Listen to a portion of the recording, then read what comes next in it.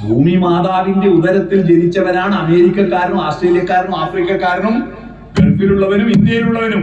അതുകൊണ്ട് നമ്മളെല്ലാം സഹ ഉദരിയാണ്, സഹ ഉദരനാണ്. മനസ്സിലായോ? അതാണ്. എന്നിട്ട് I am proud of Hindu. I am proud, ഞാൻ ഹിന്ദു എന്നതിൽ അഭിമാനിക്കുന്നു. Because Hindu is nothing explored, ഒന്നിനെയും തിരസ്കരിക്കുന്നില്ല. എവരിതിങ് ഇൻക്ലൂഡ്, എല്ലാത്തിനെയും സ്വീകരിക്കുന്നു, എല്ലാത്തിനെയും സ്വീകരിക്കുന്നു. ഇപ്പോ ഞാൻ ഇന്നലെയും മിഞ്ഞാന്ന് 2-3 ദിവസമായി വരുന്ന വഴിയിലെല്ലാം ക്രിസ്മസ് കരോള്. ഈ ക്രിസ്മസ് കരോളില് മുട്ടിയിട്ട് തുള്ളുന്നത് എല്ലാം ക്രിസ്ത്യാനികളാണ്. അല്ല, നമ്മള് ക്രിസ്മസ് കരോള് ഉണ്ടാവും, നമ്മൾ പള്ളിയിൽ നേർച്ചയും കൊടുക്കൂലേ, അല്ലേ? പെരുങ്കളിയാട്ടത്തിന് പ്രസംഗിക്കാൻ പോയിരുന്നു ഞാൻ, നിന്റെ അടുത്തല്ലേ. പെരുങ്കളിയാട്ടത്തില് അവിടെ വയനാട്ട് കുലവൻ തെയ്യം കെട്ടിയിട്ട് പള്ളീന്റെ മുമ്പ് പോയിട്ട് അരിയറിയണം. ഉസ്താദ് അരിയറിഞ്ഞാലേ കാട്ടു. മാപ്പിള തെയ്യൂലേ, മാപ്പിള രാമായണം ഉണ്ട്, അറിയാവോ? രാമായണം മൊത്തം മാപ്പിളപ്പാട്ട് കേട്ടിട്ടുണ്ടെങ്കിൽ പണ്ടിതാടിക്കാരനൗലി പാടി വന്ന പാട്ട്. ഔലി എന്ന് പറഞ്ഞാൽ മുസ്ലിങ്ങളുടെ വലിയ സ്വാമിമാരെയാണ് ഔലിയാക്കൾ എന്ന് പറയുക.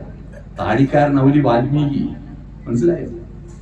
കണ്ടതല്ലേ നമ്മള് രാമായണം കഥ പാട്ട്. ഈ പാട്ടിന്റെ ഈണത്തിലാണ് രാഘവമാഷ് ഒരു പാട്ട്. ഓത്ത് പള്ളിയിലന്ന് നമ്മള് പോയിരുന്ന കാലം ഓർത്തു കണ്ണീർ വാർത്തു നിൽക്കയായി നീലമേഘം എന്ന പാട്ടുണ്ടാക്കിയത് ഈ പാട്ടെന്നാ. കണ്ടതല്ലേ നമ്മള് രാമായണം കഥ പാട്ട്. കർക്കടകം കാത്ത് കാത്ത് കുത്തിരിക്കും പാട്ട്. കാത് രണ്ടിലും കൈവിരലിട്ടൊരു കൂട്ടും പാട്ട്. 3 പെണ്ണിനെ ദശരഥൻ നിക്കാഹ് ചെയ്ത പാട്ട്. ദശരഥന് 3 ഭാര്യ ഉണ്ടായില്ലേ? അമ്മിയും മായം മറിഞ്ഞും മക്കളില്ല പാട്ട്. മക്കളുണ്ടാവില്ല. പായസം കൂടിച്ച് 3-4 പെറ്റ പാട്ട്. 4ലും മൂത്തുള്ള രാമൻ ദേവി കൂട്ടും പാട്ട്. നഞ്ഞ് നക്കിയ പടച്ചോന്റെ വില്ലൊടിച്ച പാട്ട്. വിഷം കുടിച്ച കാളകൂടം കുടിച്ച് പടച്ചോനാരാ? ശിവൻ. ശിവന്റെ വില്ലൊടിച്ച്, ശിവൻ കൊടുത്ത ത്രയംബകം ഒടിച്ചിട്ടാണ് രാമൻ സീതയെ കല്യാണം കഴിച്ചത്, അല്ലേ? ഹാലിളകി താടി രാമൻ വൈതടഞ്ഞ പാട്ട്. സീതേനെയും കൊണ്ട് തിരിച്ചു വരുമ്പോ താടി രാമൻ വൈതടഞ്ഞില്ലേ? പരശുരാമൻ ഞാനൊഴിഞ്ഞുണ്ടോ രാമന് ത്രിഭുവനത്തിങ്കൽ മാനവനായ ഭവാൻ ക്ഷത്രിയരെന്നാകിലും നില്ലുനില്ല രക്ഷണം എന്നോട് യുദ്ധം ചെയ്യുവാൻ. വില്ലിങ്കൽ നിനക്കേറ്റവും വല്ലഭമുണ്ടല്ലോ നോക്ക്. നീയല്ലോ ബലാൽ ശൈവജാപം ഖണ്ഡിച്ചത്. എന്റെ കയ്യിലുണ്ടൊരു ജാപം വൈഷ്ണവം മഹാസാരം. ക്ഷത്രിയ കുലജാതനാകിൽ നീയത് സത്വരം പ്രയോഗിക്കിൽ നിന്നോട് യുദ്ധം ചെയ്യാം. അല്ലായെങ്കിൽ കൂട്ടത്തോടെ സംഹരിച്ചിടുന്നതുണ്ടില്ല സന്ദേഹമെന്നതു ധരിച്ചാലും. അതാ ആലിളകി താടിരാമൻ വൈതടഞ്ഞ പാട്ട്. ഇതാണ് നമ്മുടെ തത്വശാസ്ത്രം. ഈ തത്വശാസ്ത്രം കാസർഗോഡുകാരെ പഠിപ്പിക്കണോ? സർവജ്ഞ പീഠം കയറാൻ വേണ്ടിയിട്ട് ശങ്കരാചാര്യര് പോവാ. എല്ലാം പഠിച്ചു. പോകുമ്പോഴാണ് താണജാതിക്കാരെല്ലാം ദൂരെ പോകാൻ വേണ്ടിയിട്ട് ഓഹോ ഓഹോ അമാലന്മാര് ശബ്ദം ഉണ്ടാക്കി. പക്ഷെ ഒരുത്തം മാത്രം റോഡുമേൽ വഴിയിൽ നിന്നു. ഒരു കാട്ടാളൻ ഒരു താണജാതിക്കാരുടെ വഴിയിൽ നിന്നു. ദൂരെ പോ ആട്ടി ഓടിച്ചു. അപ്പൊ ചോദിച്ചു, ഏളത്തെ ഒരു സംശയം ചോദിച്ചോട്ടെ ഏളത്തെ, ഏങ്ങളെ കുപ്പയിൽ നട്ട വാഴപ്പഴമല്ലോ നിങ്ങളുടെ ദേവന് പൂജ. ഏങ്ങളെ കൊത്തിയാലും ഒന്നല്ലേ ചോര. കേട്ടിട്ടുണ്ടോ? പൊട്ടൻ തെയ്യത്തിന്റെ തോറ്റായത്. അതാ പൊട്ടൻ തെയ്യം, പൊട്ടനല്ല പൊട്ടൻ. മനസ്സിലായോ? ഇതാണ് നമ്മുടെ ഭാരത സംസ്കാരം. ജാതി മത വർഗ വർണ്ണ വ്യത്യാസമില്ലാതെ എല്ലാറ്റിനെയും ഉൾക്കൊള്ളുന്നു. അതാണ് വിവേകാനന്ദ പറഞ്ഞത്, നത്തിങ് എക്സ്ക്ലൂഡ് എവരിതിങ് ഇൻക്ലൂഡ്. അത് ഉൾക്കൊള്ളുവാൻ ഭാരതത്തിലെ മനുഷ്യർ ഉണർന്നെഴുന്നേൽക്കണം. ഭക്തന്മാരുടെ ജോലി തല കുമ്പിട്ടിരുന്നിട്ട് ജപിക്കൽ മാത്രമല്ല. വിവേകാനന്ദൻ പറഞ്ഞു, ഇങ്ങനെ കുമ്പിട്ട് നടന്നിട്ട് നമ്മുടെ രാജ്യം അടിമ രാജ്യമായി. ഇല്ലേ? രാമായണമുള്ള, മഹാഭാരതം എഴുതിയ, ഭാഗവതം എഴുതിയ, സപ്തർഷികളുള്ള, ദശാവതാരങ്ങളുള്ള ഈ രാജ്യം എങ്ങനെയാണ് ഫ്രഞ്ചുകാരും ഡച്ചുകാരും പോർച്ചുഗീസുകാരും ബ്രിട്ടീഷുകാരും കീഴടക്കി കളഞ്ഞത്? എന്തുകൊണ്ടാ പറ്റിയത്? അവിടെയാ ശ്രദ്ധിക്കേണ്ടത്. ഭക്തി എന്ന് പറഞ്ഞാൽ എന്റെ ആത്മശക്തിയെ ഉണർത്തലാണ്, മുന്നോട്ട് പോകാനാണ്. അതുകൊണ്ട് ആദ്യം പ്രാർത്ഥിച്ചത് എന്താണ്? ആദ്യം പ്രാർത്ഥിച്ചത് എന്താ? മനസ്സിനെ ഉണർത്താൻ. അതിനെ കുറിച്ചൊരു സിനിമാ പാട്ടുണ്ട്. സൂര്യഗായത്രിയെ കുറിച്ചുള്ള സിനിമാ പാട്ട് കേട്ടിട്ടുണ്ട് നിങ്ങള്? പത്മതീർത്ഥമേ ഉണരു, മാനസ പത്മതീർത്ഥമേ ഉണരു, അഗ്നിരഥത്തിലുദിക്കുമുഷസ്സിനർഘ്യം നൽകൂ, ഗന്ധർവസ്വര ഗംഗയൊഴുകൂ, ഗായത്രികൾ പാടൂ. ഓം സത്സവിതുർവരേണ്യം ഭർഗോ ദേവസ്യ ധീമഹി ധിയോ യോ ന പ്രചോദയാത്. ഇതാണ് ലോകത്തിലെ ഭാരതത്തിലെ ആദ്യത്തെ മന്ത്രം കേട്ടോ. ആദ്യത്തെ മന്ത്രം സൂര്യഗായത്രിയാണ്. സൂര്യനോട് പറയാ, ഈ ഭൂമിയിലെ സകലത്തിന്റെയും ദൈവമാണ് സൂര്യൻ. ശ്രീരാമൻ പ്രാർത്ഥിച്ച ദൈവം ആരാ?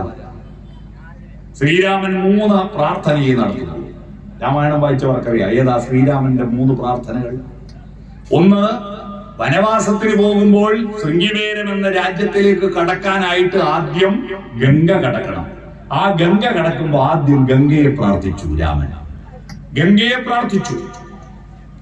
രണ്ടാമത്, ലങ്കയിലേക്ക് കടക്കണമെങ്കിൽ കടല് കടക്കണം. രണ്ടാമത് പ്രാർത്ഥിച്ചത് കടലിനെയാണ്, വരുണദേവനെയാണ്. അങ്ങനെ രാമൻ പ്രാർത്ഥിച്ച വരുണദേവനെ പ്രാർത്ഥിച്ച കടൽക്കരയാണ് രാമേശ്വരം എന്നറിയപ്പെടുന്നത്. മനസ്സിലായോ? രാമേശ്വരം. മൂന്നാമത് പ്രാർത്ഥിച്ചത് ആരെയാണ്? രാമരാവണ യുദ്ധം കൊടുമ്പിരിക്കൊണ്ട് ഇരിക്കുക. ബ്രഹ്മാവിന്റെ വരദാന ശക്തി കൊണ്ട് രാവണന് ഒരു വിധത്തിലും കൊല്ലാൻ കഴിയുന്നില്ല. തല കളർത്തിട്ടും വീണ്ടും മുളച്ചു വരികയാണ്. അങ്ങനെ തളർന്നിരിക്കുന്ന രാമന്റെ അടുത്തേക്ക് ആര്യവംശത്തിന്റെ തലതൊട്ടപ്പനായ അഗസ്ത്യമുനി വന്നിട്ട് പറയാ, രാമ നീ പ്രാർത്ഥിക്കൂ. ആരെയാണ് പ്രാർത്ഥിക്കാൻ? ദുർഗയാണോ, കാളിയാണോ, വിഷ്ണുവിനെയോ, ശിവനെയോ? ഒന്നുമല്ല. രാമനോട് പ്രാർത്ഥിക്കാൻ പറഞ്ഞ ആരെയാണ്?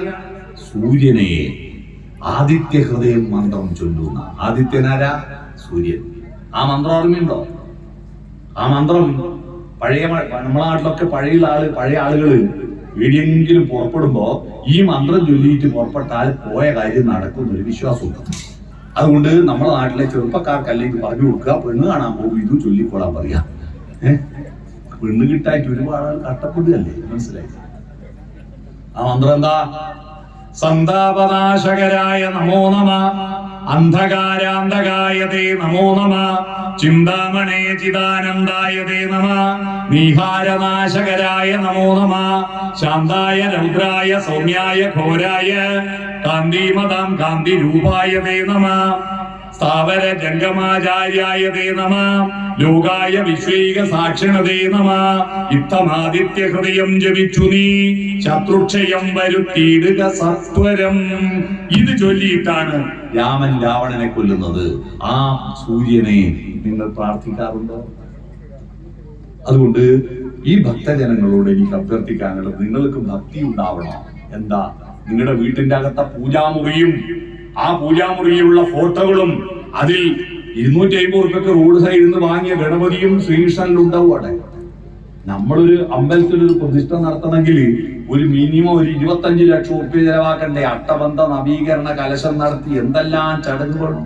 എന്നാൽ ആ കേരളത്തിൽ ഏറ്റവും കൂടുതൽ വിഗ്രഹം പ്രതിഷ്ഠിക്കുന്നത് നിങ്ങൾ ശ്രദ്ധിച്ചു നോക്കിക്കോ, കുളിക്ക വരെ ചെയ്യാത്ത ഒരു പ്ലാസ്റ്റർ ഓഫ് പാരീസ് കൊണ്ട് ഉണ്ടാക്കി വെച്ച ശ്രീകൃഷ്ണനെയും ഗണപതിയാണ് വീട്ടിന്റെ അകത്ത് കൊണ്ടേ പ്രതിഷ്ഠിക്കുന്നത്. അല്ലേ? ഒറിജിനലായി ദൈവം പുറത്തു നിൽക്കുമ്പോൾ നിങ്ങൾ എന്തിന് ഈ കുളിക്കാത്തവരുണ്ടാക്കിയ വിഗ്രഹത്തെ പൂജിക്കുന്നു? ഒറിജിനലായി ദൈവം ഏതാ? രാമൻ പ്രാർത്ഥിച്ച ദൈവം സൂര്യൻ പുറത്തുണ്ട്. ആ സൂര്യനെ കാണാൻ ആർക്കും നേരമില്ല. ആരും വാതിൽ തുറക്കുന്നില്ല.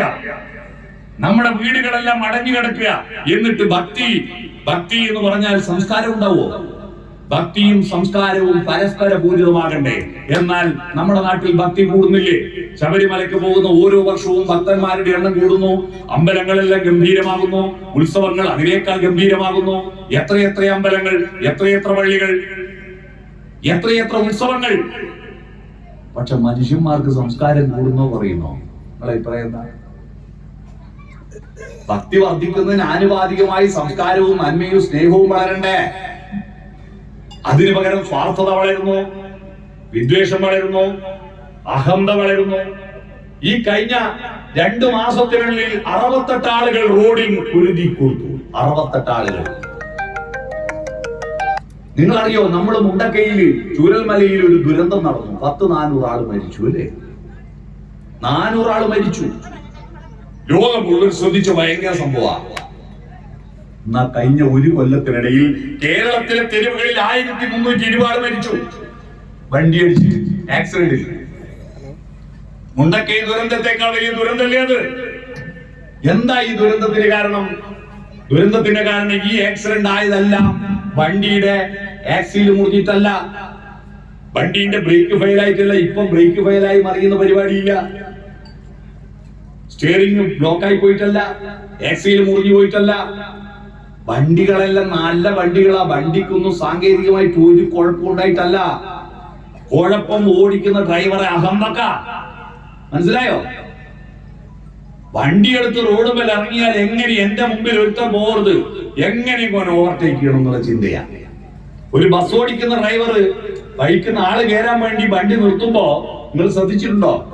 ബേക്കിൽ വരുന്ന വണ്ടിക്ക് പോകാൻ സൗകര്യം കൊടുക്കണം. അങ്ങനെ വേറിട്ടം കടന്നു പോട്ടെ, നടുക്കന്നെ നിർത്തും. അഹന്തയാണ്. ബ്ലോക്കായിട്ട് ക്യൂ ആയിട്ട് ഇങ്ങനെ പോയിക്കൊണ്ടിരിക്കുമ്പോ അങ്ങനെ ഇങ്ങോട്ട് ക്യൂ ആയിട്ട് വരുന്നുണ്ട്. അപ്പൊ ഈ ക്യൂല് നിൽക്കാൻ ക്ഷമയില്ലായിട്ട് അപ്പം വെട്ടിച്ച് കയറി അങ്ങനെ വരുന്ന ബ്ലോക്ക് കംപ്ലീറ്റ് ബ്ലോക്കായി.